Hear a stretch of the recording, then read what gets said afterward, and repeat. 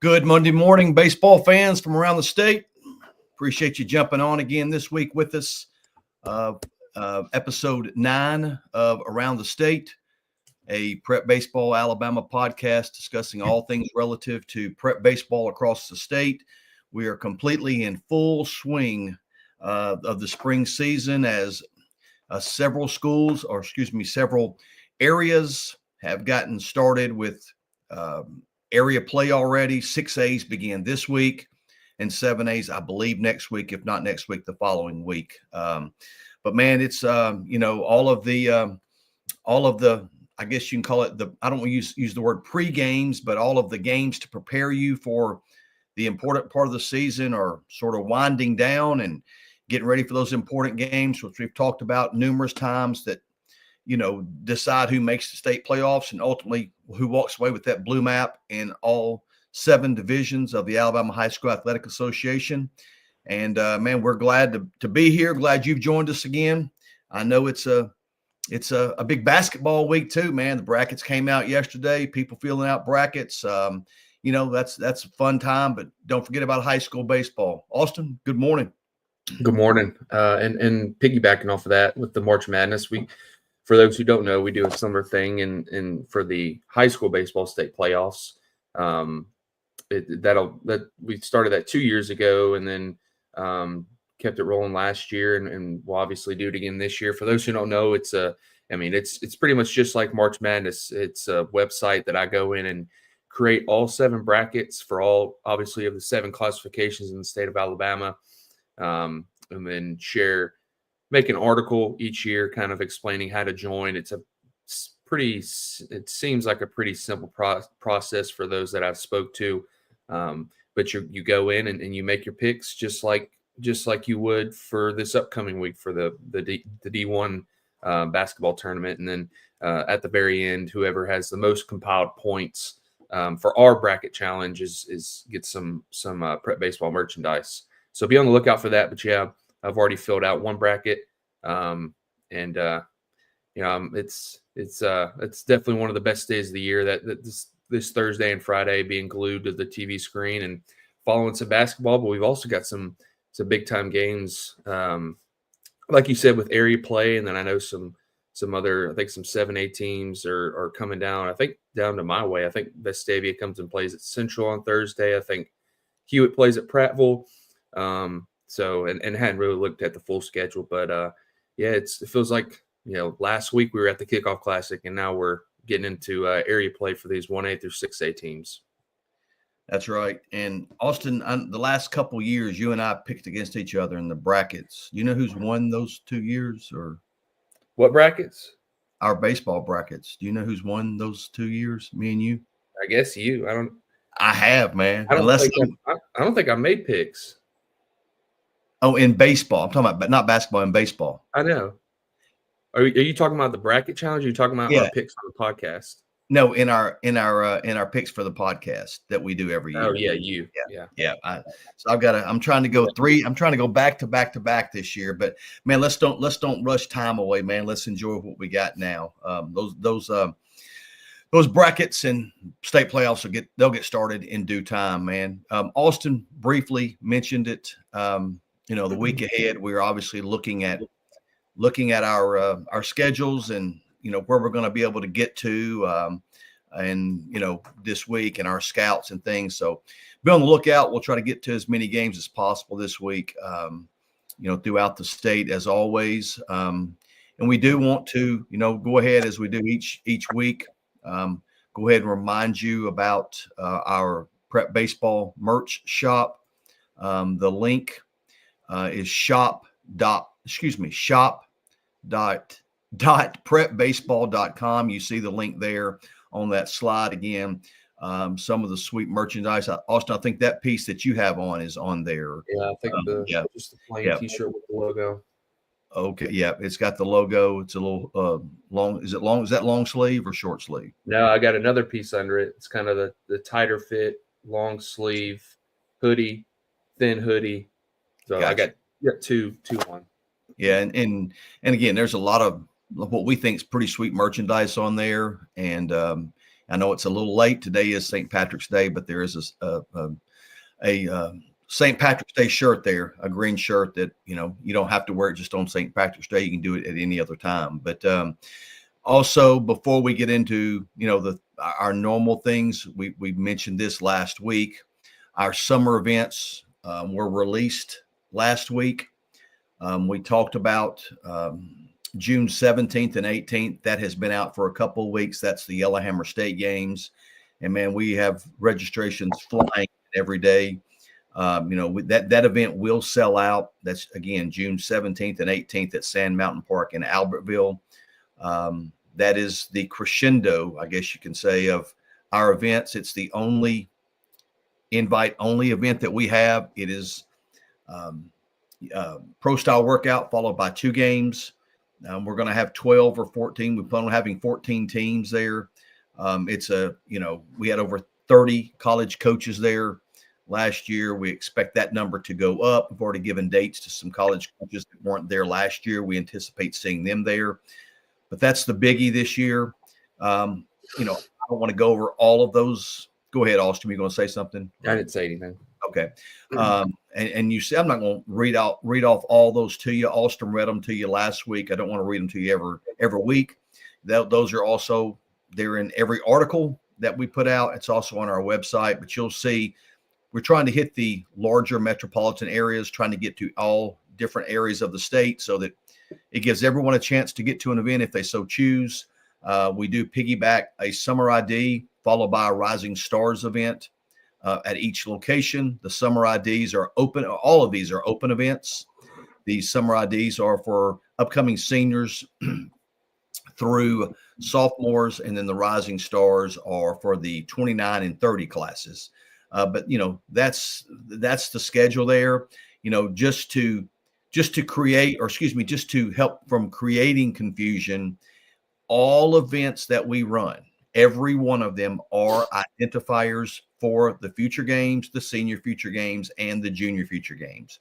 So obviously, if you're a competitor and you want to show up and go against the best of the best from the state, that Yellowhammer State Games has got to be interesting to you. But if it doesn't work into your schedule, you've got plenty of other opportunities throughout the state in the summer to get to an event. Let us see you and evaluate you for, one of the spots on one of our 3 future games teams. I think Austin mentioned this last week, and I'm going to mention it again. If you have not been to the future games, you've probably heard about it. If you've been there, you probably can second what I'm about to say. It is unlike any event in the country.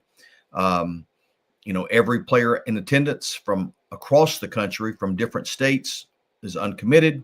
So you obviously bring in the coaches from every level, Division I, Division II, NAIA, junior college, over 400 college coaches there last year. There will be that many, if not more, this year. And I'll throw this in. With the new recruiting rules, we are getting in this year's future games teams will be made up of 2027 grads.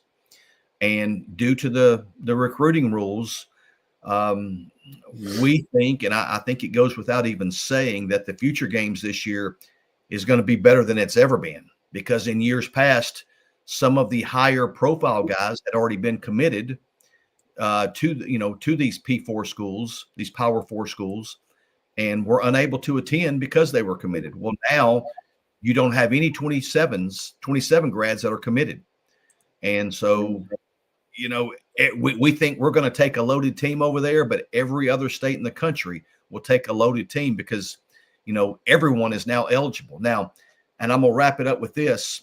To be eligible to go to represent Team Alabama on the future games or senior future games or junior future games, you must be evaluated at an event this summer. So again, check that schedule out, get to an event of interest if you wish to attend. And we'd love to see you there. But again, that Yellowhammer Games, and then we've got the summer IDs and the Rising Stars ID across the board the rest of the summer. So Austin, I'll turn it back over to you to maybe get us cranked up with our commitment corner and then into our classification polls. And also, he says events. Those are these events, not tournaments over at Lake Point. These are to be evaluated for the future games. It's coming to one of these Summer IDs or Rising Stars or obviously the Yellowhammer State games.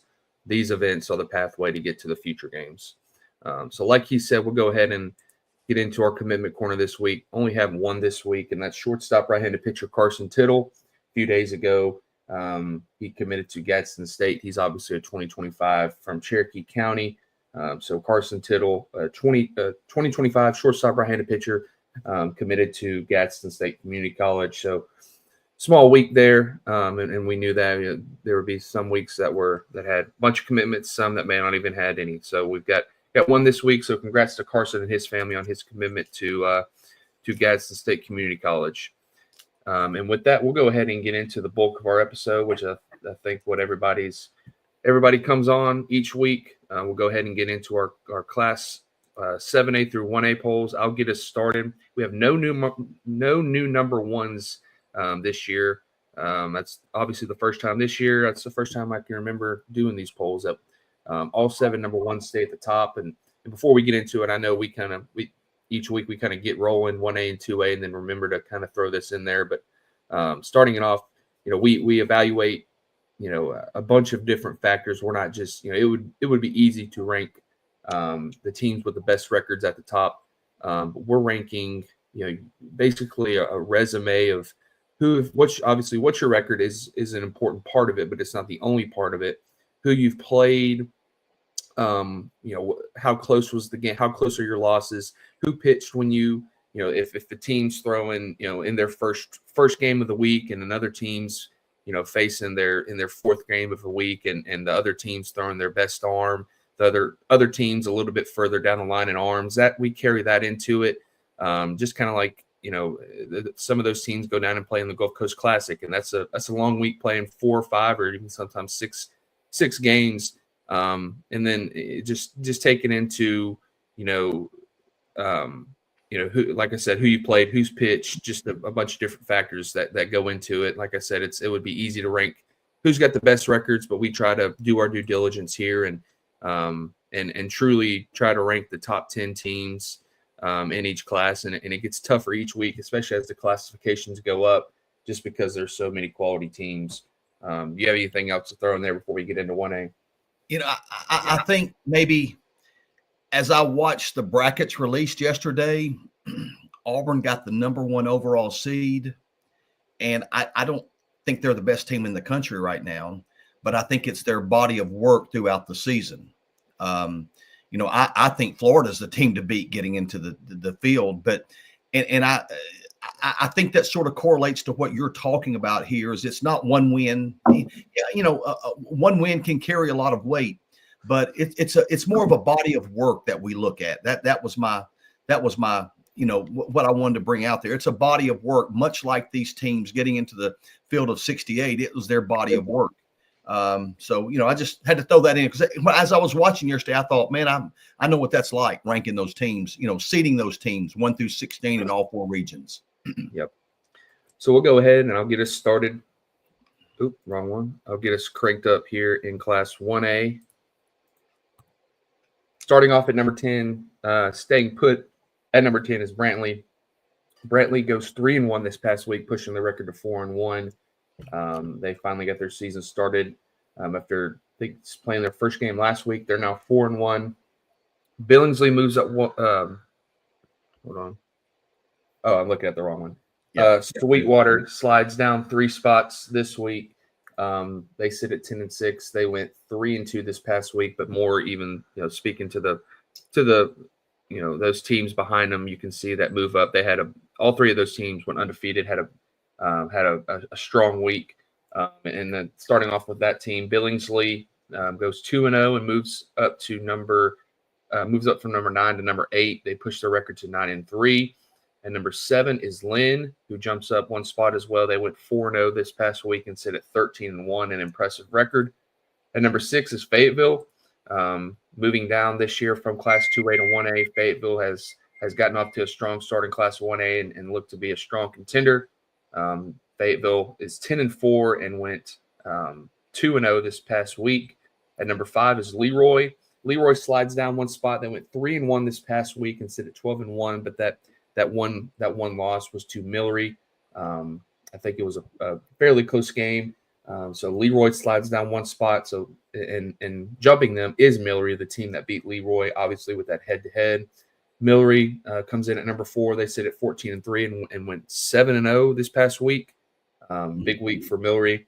And then the top 3 stays the same. Florala goes 2-0 this past week. They push their record to 8-3. Appalachian goes 1-1 this past week. They sit at 12-2. And then staying at the top spot, Hackleburg sits at 11-2 after a perfect 3-0 week. Looking at some teams outside the top 10 who just missed the cut.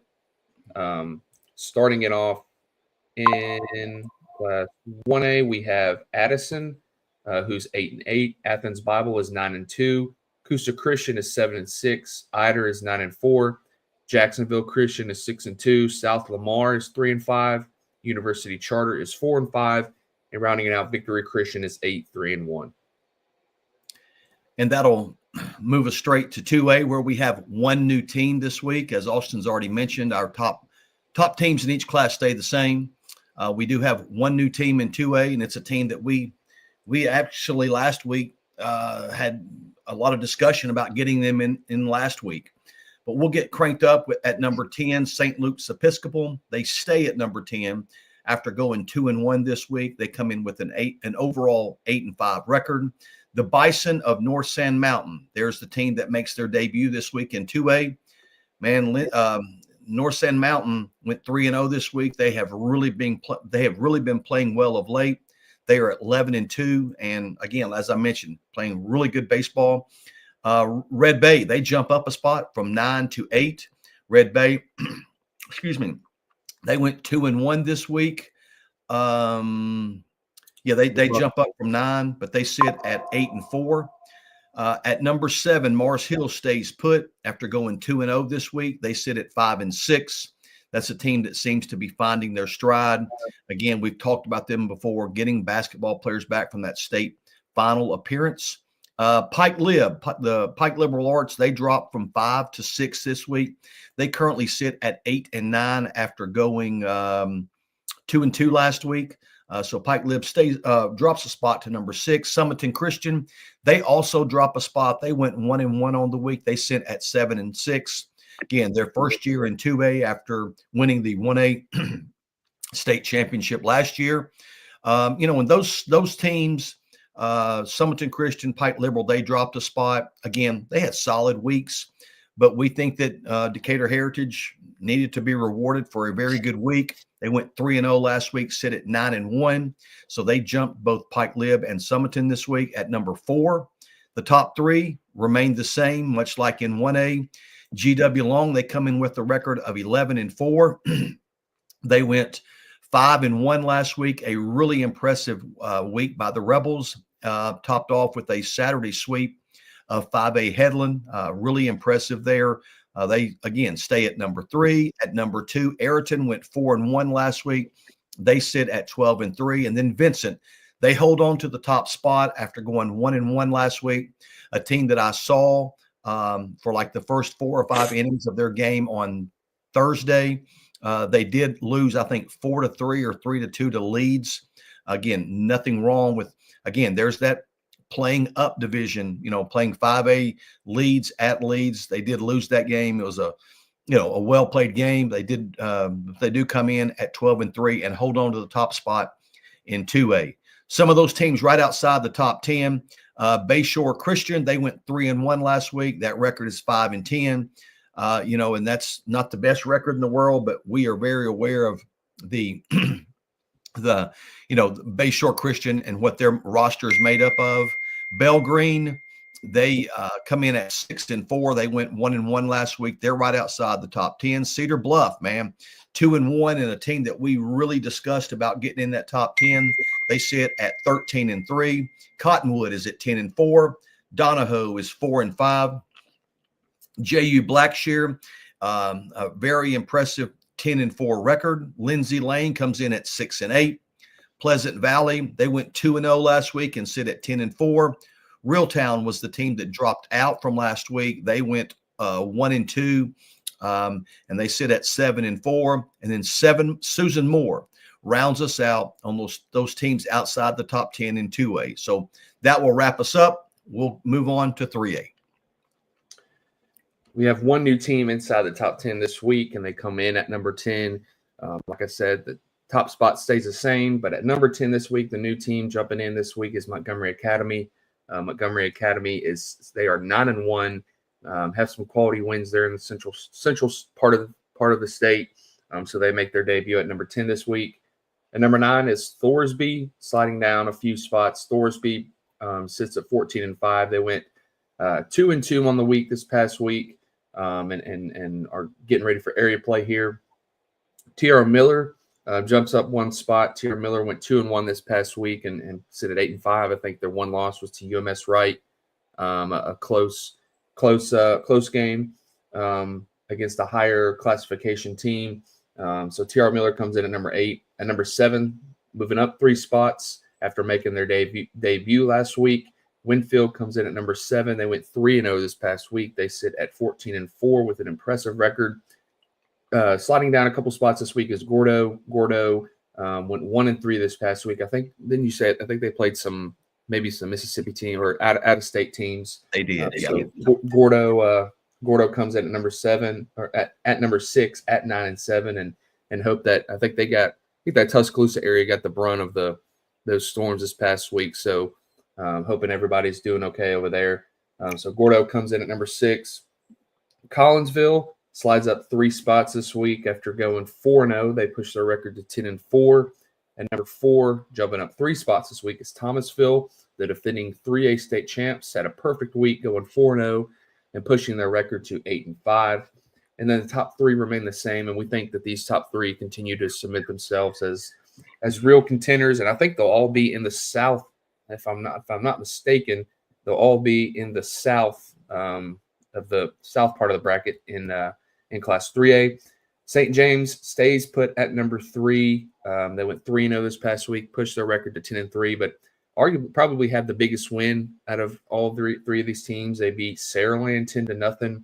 I think that was on a Thursday or Friday. So St. James playing some strong baseball and sit at 10-3. Glenwood goes 2-0, pushing their record to 11-3. They come in at number 2. One of those wins was against Holtville that I was able to be at. And then staying at the top spot, Prattville Christian goes 2-0 and pushes their record to 14-0, and continue their really, really strong season of undefeated baseball and continue to stay at the top spot in Class 3A. Looking at some teams outside the top 10 in Class 3A, you have Fife, who sits at 9-3. JB Pennington is 8-8. Lauderdale County is 6-6. Lee Scott Academy is 7-7. Oakman is 10-7. Phil Campbell is 10-5. Piedmont was the one team to drop out. Piedmont went 0-2 this past week and sit at 4-6. Providence Christian is 4-9. Weimont is 14-5. Whitesburg Christian is 6-8, and then rounding it out, Wicksburg is 7-5. And so we'll jump straight into 4A.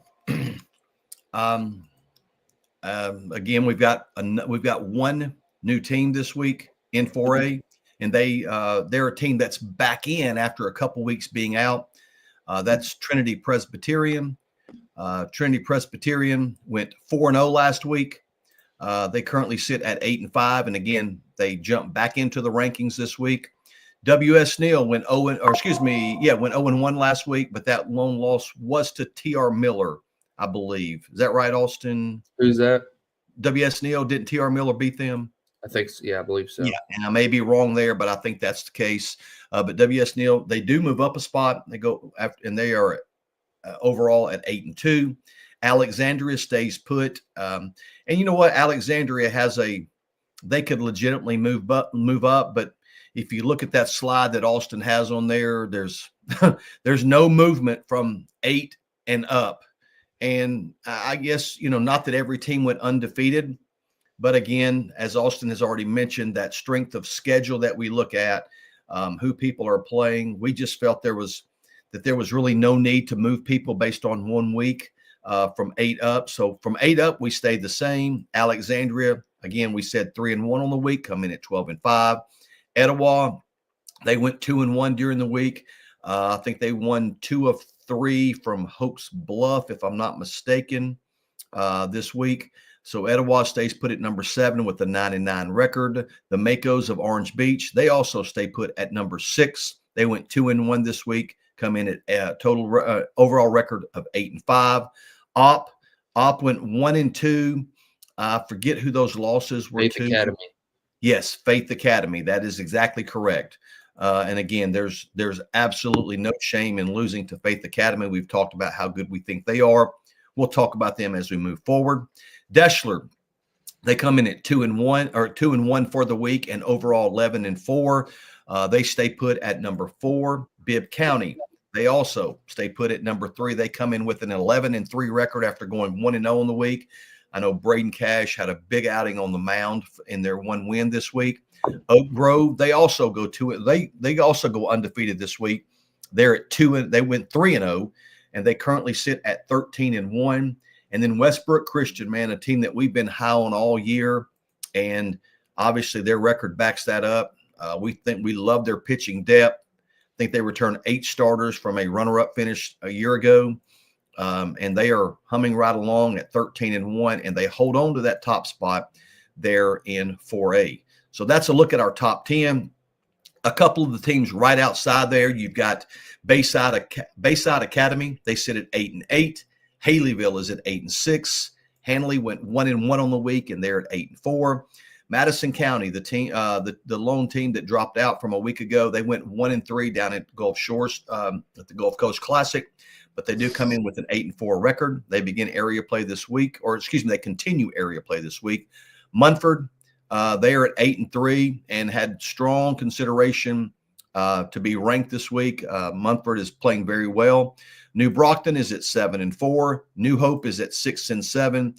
And rounding us out on teams to keep an eye on right outside the top 10, the Gators of Satsuma, they come in with a record of 9-4. After they did go 0-3 this week, but they do come in at 9-5. Moving along to Class 5A, we have one new team making their way back into the poll after I think being in the poll in the second and third week of the season. They've fallen out, but have come back in. At number 10 is Elmore County, sliding down 3 spots this week. Elmore County went 1-2 on the week. They sit at 10-6. The one team who made their way back into the playoffs, as you can see, is Leeds. The Green Wave sit at 11-4 after going 3-1 this past week. And number 8 is Russellville. Russellville seems to, just like last year, kind of hit their stride down the stretch. And once area play and the importance part of the season gets around, you can always count on them playing their best baseball. Russellville goes 3-0 this past week, highlighted by a big win over Deschler. I know they beat Red Bay as well. Russellville pushes their record to 12-4, like I said, after going 3-0 in the week. Sliding down 1 spot this week is Marbury. Marbury go 4-0 on the week and sit at 14-3, but it's more of a testament and just speaking to a team behind them who had a big week, and we'll get to them here in a minute. Marbury, like I said, sits at 14-3. At number 6, sliding down 1 spot, also going undefeated as well at 2-0, just kind of in the same boat as Marbury. St. Paul's goes 2-0, pushes the record to 9-5. I know they had a big win in a rivalry game against UMS Wright. Bradley Irish threw the ball well against them. At number 6, like I said, is St. Paul's.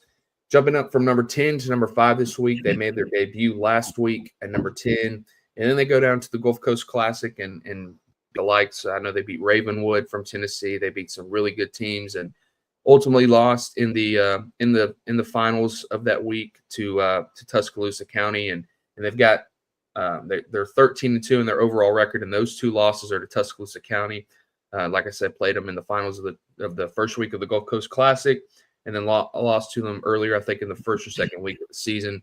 But Northside playing really good baseball, was following them, following their game changer throughout the week, especially in the semifinals and the finals, and have really gotten off to a really good start through 15 games. They went 5-1 on the week, and for those who played in the Gulf Coast Classic, it's a lot of teams down there, and there are a lot of good teams down there this week, and they were able to make it to the finals. So Northside comes in at number 5 at 13-2. And then the top four stay the same this week. Faith Academy goes 2-1 on the week, pushing their record to 9-3. Madison Academy, who I also think was down at the beach, they go 4-2 and push their record to 14-4. Springville goes 1-1. And that one loss you were there at against Hewitt-Trussville. Springville sits at 11-2, and they come in at number 2. And then staying at the top spot this week is American Christian. American Christian goes 4-2 on the week, and one of those losses I know was to Oxford. I want to say the other one was to the Itawamba Agriculture. It was, yes. Okay, yeah. So, yeah. So two really good teams, and that's become the norm for American Christian, playing really good teams. And I believe American Christian, I think they play Hoover today. They do. Yep. Yep.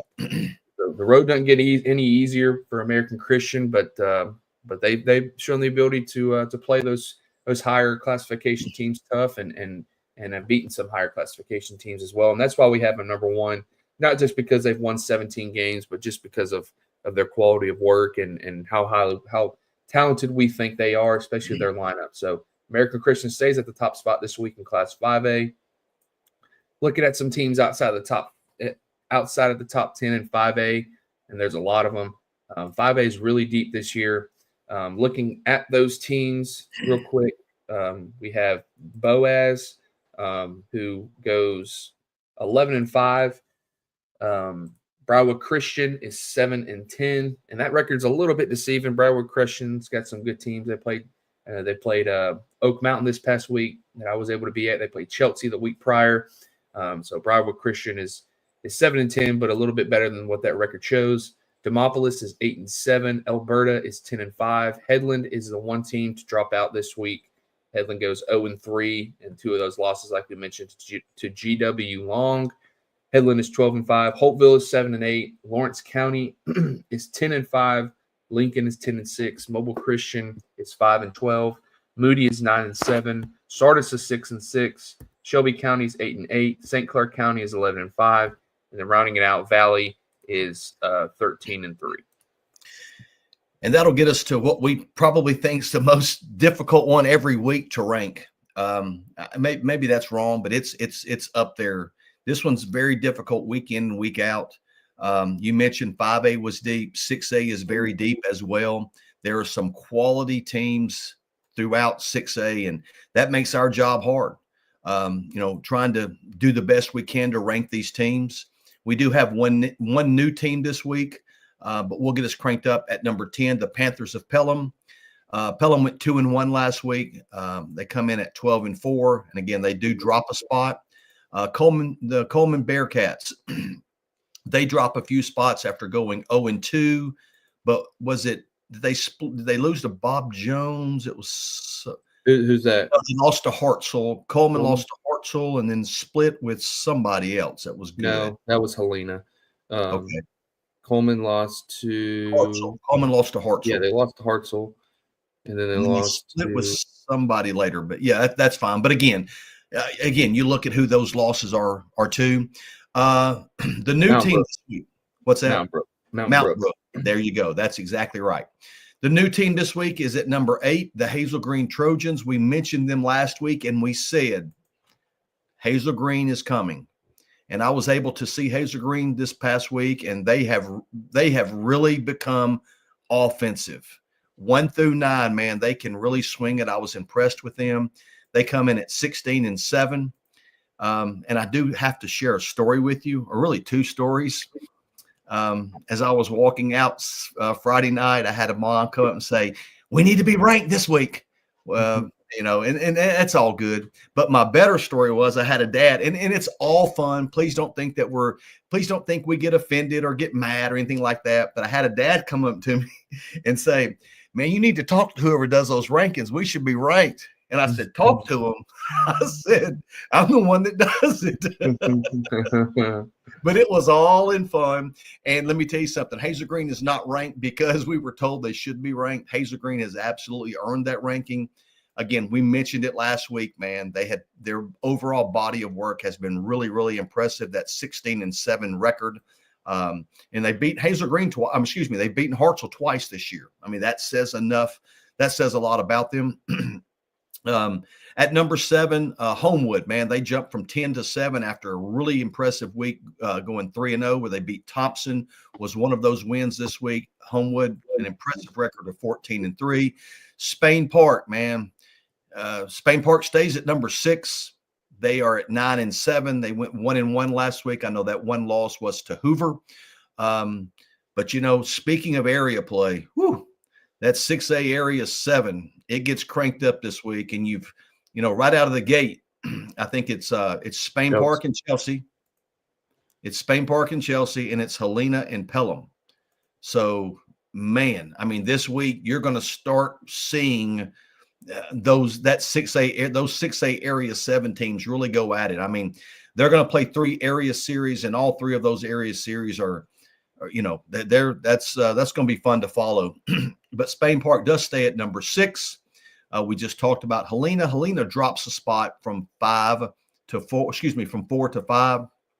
They come in with a 10-8 record after going 2-2 last week. And it slips my mind who they played, but I know it was some 7A schools. I think all 7A schools. They may have split with Thompson, if I'm not mistaken. Yeah. Split with the 7A school. I know that. Oxford jumps up from 5 to 4 after a big week, going 2-1. They sit at 11-7. Hartselle slides down a spot. They went 2-1 last week. As I mentioned, that one loss was one I was at Hazel Green. It was a well-played game. Hartselle got behind early, like 9-1, was able to fight back and made that a really offensive game, really a fun game to follow, I'll be honest. But Hartselle slides from 2 to 3. They come in at 9-5. Mountain Brook, them and Hartselle swap spots. Mountain Brook jumps from 3 to number 2 after going 3-0 last week. They sit at 12-4, getting ready for area play and holding on to that top spot. And again, another member of that 6A Area 7 gauntlet, the Hornets of Chelsea. They went 1-1 last week. I think their one loss was to Vestavia, a team that we have talked about how impressive we think Vestavia is. But Chelsea comes in with a 12-7 record, getting into area play this week, holding on to the top spot. We talked about the depth of 6A. Here are some teams right outside the top 10. Athens, they went 1-2 last week. They come in at 9-4. Gardendale went 1-0 last week. That one win was a big one. I think it was 5-4 or 4-3 win over Thompson. Gulf Shores, walk-off double by Caden Combs, I think. Yeah, that's right. Auburn recruit Caden Combs with a walk-off double. He also threw that game, so on the game changer. Gulf Shores is at 8-8. Hueytown, Coach Chandler and the boys sit at 11-8. Northridge is at 10-5, a team that I think is playing very well, and I think that's a team that we need to watch more moving forward. Saraland is the one team to drop out. They did go 0-3 this week. They sit at 9-7, but a very talented roster, and we expect Saraland to be around for a while. Southside, man, a team that we discussed in depth last night as we were getting our rankings going. Southside is 14-2. They are rolling. And I don't want to say they would be number 11, but if we had a number 11, they might be slotted for that spot. Again, that's an impressive 14-2 record. Spanish Fort is at 9-8. And we talk about other people playing difficult competition. I think Spanish Fort's right there with anybody in the level of competition they play in their schedule. Stanhope Elmore is at 11-5. And then Wetumpka rounds us out with an impressive 14-5 record. So that'll get us finished with 6A, which will lead us to our last classification. We'll get started with 7A. I'm jumping right into Class 7A. We've got one new team making their way back into the polls, and they come in at number 10 this week, and that's Grissom. The Tigers this past week, I think they went down to the beach. They go 3-1, having a big win over Fairhope. One of those 3 wins. So the Tigers jump back in at number 10 with an 11-6 record.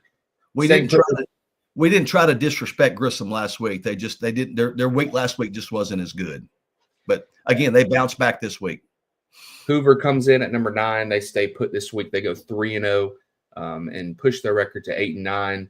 And I've kind of joked with you. Their record's kind of really 8-4 because you go over and play the 5 teams they played in California. 8-3, or yeah, Five, no, yeah. 4. I'm sorry, yeah. Yeah. You go over and play 5 California teams.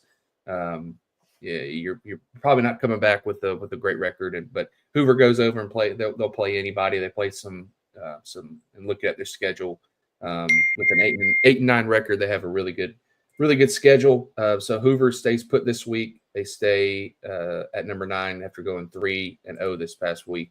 Hillcrest Tuscaloosa also stays put after a strong week going 4-0. They pushed their record to 13-4 and coming at number 8. And number 7, sliding down a few spots this week, is Thompson, sliding down 3 spots. Thompson, the Warriors, go 2-3 this past week and played some strong teams and kind of had a mixed bag of results this past week. But, in any series, they're going to be picked to win with those front 2 arms, throwing Mikael Holden and Wyatt Williams. So they'll be they're a team you won't want to see in a 3-game series, but ultimately slide down 3 spots to number 7 this week. Jumping up from number 10 to number 6 this past week, Tuscaloosa County. We talked about Northside finishing as the runner-up in the Gulf Coast Classic back in 5A. Tuscaloosa County wins the Gulf Coast Classic after going 6-0 on the week, and they beat Bob Jones in a thrilling semifinal game that we both were following on Game Changer. Yeah, they had a chance to win, I think, in the 7th with 2nd and 3rd no outs, and Dylan Atkins comes in and gets out of it. But then they were threatening again with no outs, and I think they were able to push across a run in the 8th. So fun game to follow there. Tuscaloosa County goes 6-0, pushing the record to 15-6. I know, and just Deshaun Moten, as you see, he's got 8 home runs this year.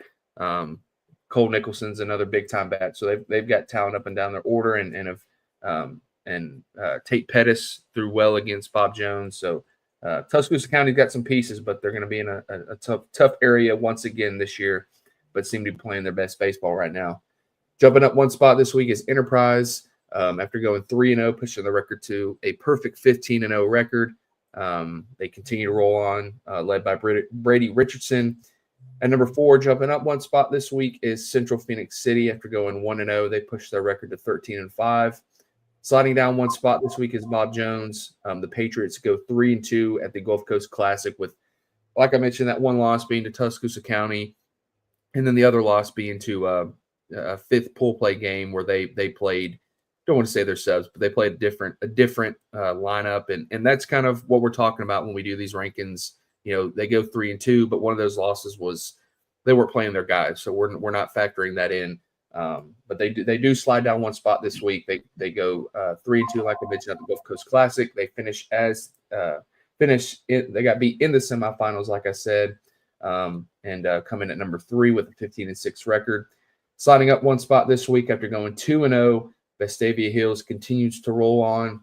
They go 2-0. They push their record to 11-3. One of those wins being over Chelsea, and I remember talking before the season. I think we both said we think Vestavia Hills has probably one of the best rosters, if not the best, in Class 7A, and that roster is certainly flexing right now, and going into area play, playing really well, and I know they come down, like I said, to my neck of the woods, playing a doubleheader at Central Phoenix City on Thursday. But that's the first week of first day of March Madness. So I got a tough decision to make. But I should be at Central Phoenix City on Thursday. That'll be a good matchup to follow in 7A. And then staying at the top spot this week is Hewitt-Trussville, going 4-0. Hewitt-Trussville pushes their record to 16-0. Had a big win over Springville that you were at, and just continue to reel off strong wins at the top spot in Class 7A. Looking at some teams outside the top 10, you've got Auburn, who's 10-6. Dothan is 11-5. Fairhope was the one team to drop out this past week and went 2-2. Not an awful week, but just you start looking at it. The teams behind them, Hillcrest goes undefeated, Hoover goes undefeated, and then the one team that slid in behind them is Grissom, who has the head-to-head this past week. Grissom beat Fairhope down at the beach, and so Fairhope is the one team to drop out. They can firmly say they're at number 11 in 7A, just not as many, not just too few spots for 11 teams. So Fairhope is 10-6. James Clemens is 11-5. And they've won about 7 in a row, I think. Yeah. Yep. And then Oak Mountain rounds us out with a 10-7 record. So that'll do it for our Class 7A through 1A polls. We'll go ahead and jump into our Power 25. And that Power 25 is, for those who don't know, I think everyone's pretty familiar with it, but it's a top 25 ranking of all AHSAA teams. I think that's kind of got been some confusion on Facebook. I don't think last week, but the week prior. These are AHSAA teams, top 25 teams ranked regardless of classification. So we'll go ahead and get into that top 25 team. That top 25, we've got 3 new teams this week. But coming in at number 25 this week is Faith Academy with a 9-3 record. Prattville Christian goes 2-0 and sits at 14-0. They come in at number 24. At number 23 is Madison Academy with a 14-4 record. Springville slides down a few spots this week. They sit at number 22 with an 11-2 record. Coleman also slides down as well. They sit at number 21 with a 6-6 record. At number 20, making their way into the Power 25 this week, is Hazel Green. The Trojans, like you said, go 7-0 this past week and push their record to 16-7. And number 19 is Fairhope. Fairhope sits at 10-6. Grissom comes in at number 18. They sit at 11-6. Homewood jumps up, makes a big jump this week, up to number 17. They sit at 14-3. Hoover jumps up a few spots this week, sitting at 8-9. And number 15 is Hillcrest Tuscaloosa at 13-4. Spain Park stays put at number 14 with a 9-7 record. Helena slides down one spot. They sit at number 13 with a 10-8 record. Thompson slides down from to number 12 this week. They sit at 13-9. Tuscaloosa County is 15-6, makes a big jump this week up to number 11. American Christian sits at 17-7 at number 10, staying put there. And number 9 is Oxford with an 11-7 record. Hartselle is number 8 with a 9-5 record. Mountain Brook comes in at number 7 with a 12-4 record. Chelsea comes in at number 6 with the 12-7 record. Did I say them twice? I don't think so. No. Chelsea's 12-7. Enterprise is 15-0. Yeah. Yes, I don't think Enterprise comes in at number 5 with a perfect 15-0 record. And number 4 is Central Phoenix City with a 13-5 record. And number 3 is Bob Jones with a 15-6 record. Vestavia Hills jumps up a spot to number 2. And then staying at the top spot with a perfect 16-0 record, the Hewitt-Trussville Huskies continue to reel off an impressive streak of wins to start the season. So they stay put at the top spot. So that'll number 2 versus number 4 in our Power 25 this coming Thursday. That'll be a fun one to be at. So that'll do it for our polls, our top 10 Class 7A through 1A polls, and our Power 25 poll. I'll kind of toss it back to you as we kind of get ready to close this thing out and head into another week of baseball. Yeah, man, and it gets tougher and tougher every week. There's no doubt about it. I mean, we spend more and more time every week on our polls, trying to get them the best we can, try to get them right. Again, there's no perfect ranking system. It'll all play out on the field. That's the good thing about it. It doesn't matter where you are or if you're ranked. But just to close us up, as Austin mentioned, be on the lookout this week, as always, for our content that we consistently put out. Obviously, we just released our classification polls and our Power 25. That'll be out on our social media channels later this afternoon. Tomorrow, be on the lookout for the Mizuno Pitcher of the Week and the Mizuno Player of the Week. Man, the Pitcher of the Week this week was a tough decision, and basically the two of us were torn. We put that out on social media, got a really good, people participated and got involved in that, seeing what you thought. That'll come out on Tuesday. On Wednesday, our Diamond Notes. And as we've talked about, Diamond Notes are, players and pitchers that, came up just short of being a Mizuno Pitcher or Player of the Week, but we think that they deserve some recognition. So we get that out on Wednesday. Just to reiterate, all of our Pitcher and Player of the Week and Diamond Notes are submitted by coaches It's not us going and looking at all the stats. We do depend on the coaches to submit those. We can't put a kid in there if this coach does not submit him. So that's Wednesday. And then daily, as we get out to games, we will be updating our scout blog as we do every week, putting some of the the notable standouts, some games that we go see. So that'll be coming out this week, as it always does. Next week we'll have our next podcast similar to this one next Monday at 10 a.m. That's next Monday, March the 24th at 10 a.m. Speaking of podcast, our episode with the guys at All Things Baseball podcast has been released. We thought that they asked some good questions.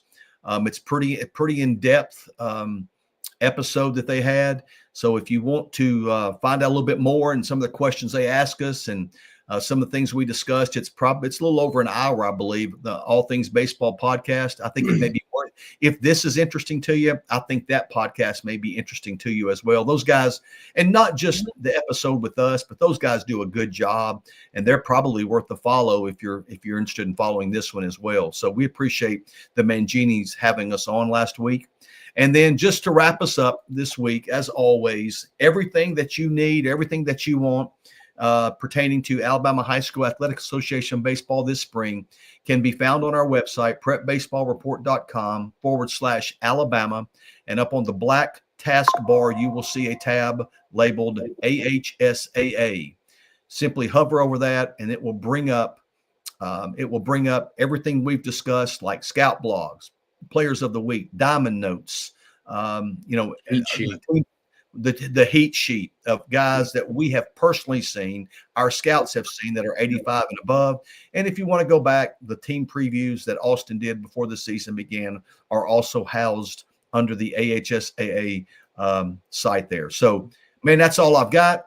Austin, if you don't have anything else, then we'll go ahead and wrap this up. Again, hopefully we see you at the park this week. Best of luck to those 1A through 6A teams beginning area play or continuing area play this week. And again, as always, thank you for joining us, and we'll see you next week. Thank you.